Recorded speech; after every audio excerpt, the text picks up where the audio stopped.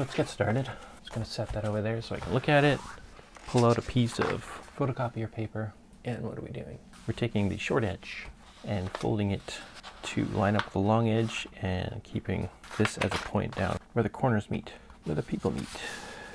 And once you have this where you want it, then you can really lay down some force on that fold.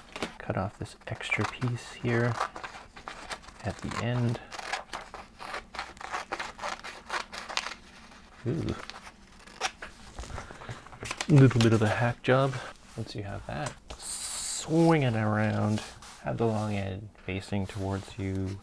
It makes it easier.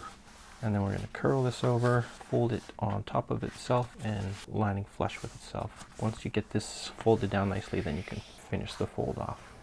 Complete it, I mean. Finish it off just sounds like something you wouldn't do to a snowflake. You wouldn't finish it off. You wouldn't end it. You would just crease it. That's all you're doing. Once you have that, then I pull out my handy dandy cutting board and I use the 60-degree angle to line up with that center point of the fold, keeping this edge on the perpendicular, on the down low perpendicular. And then that 60-degree line goes all the way up there. Trust me, it's there. It's barely there, but it's there. Yeah. All right. Once you have that, then you're set. So what we're getting here is 3 equal parts. Sounds like we're mixing drinks, but we're not. We're making snowflakes. Once you have that shape, actually I'm going to fold this back on itself. I prefer to do it that way.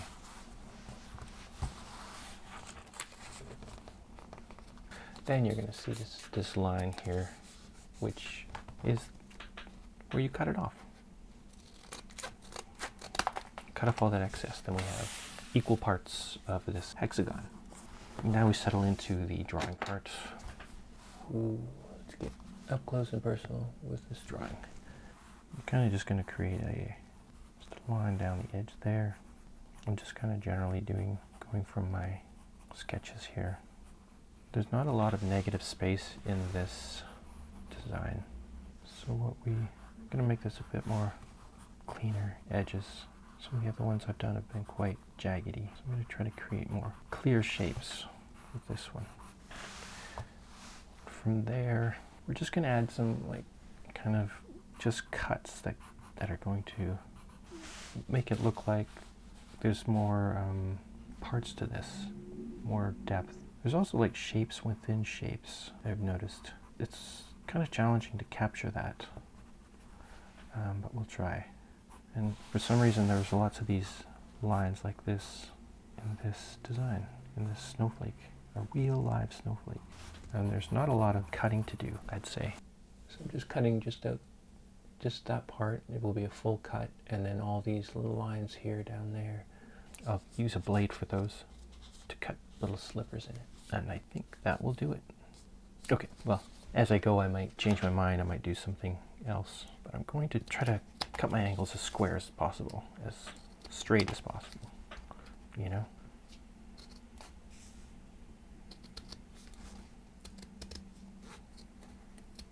Oh yeah, I'm cutting out that whole thing out.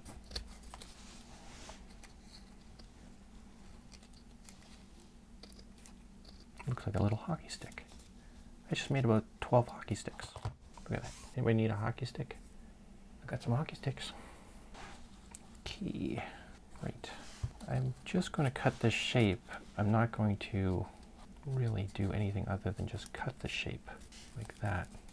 And this part I will cut into. So far we've got this little shape like that, and parts that are cut out, but there's no space between it. But yeah, I think that'll be interesting.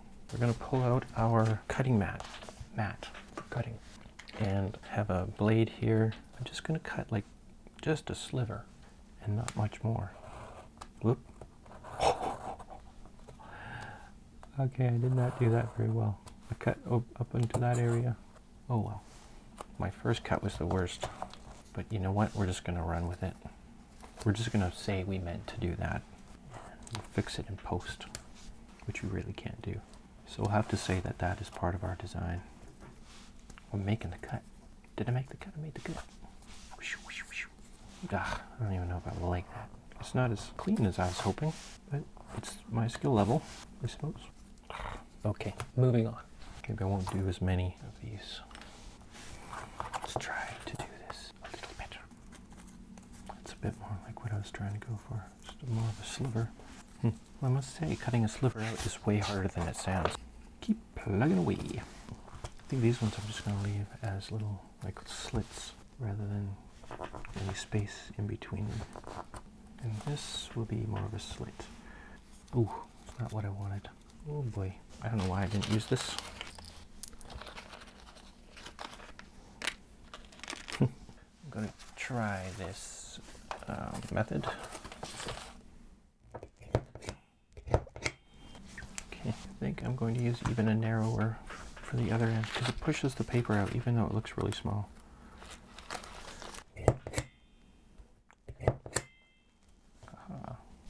Tis done. Now we have holes on either side and we kind of match them up. Cut out that last bit. Oh boy. Okay. Oh, that was a marathon in itself. Yeah, we're going on a half hour here, aren't we? But I think we may have done something cool. Let's see what it reveals. Ooh, strange. This probably is my favorite snowflake so far. That is really interesting.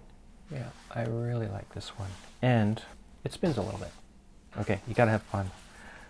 Just imagine hundreds and thousands of snowflakes falling to the ground like this. Plop. Pretty amazing. Pretty amazing what we can do with paper.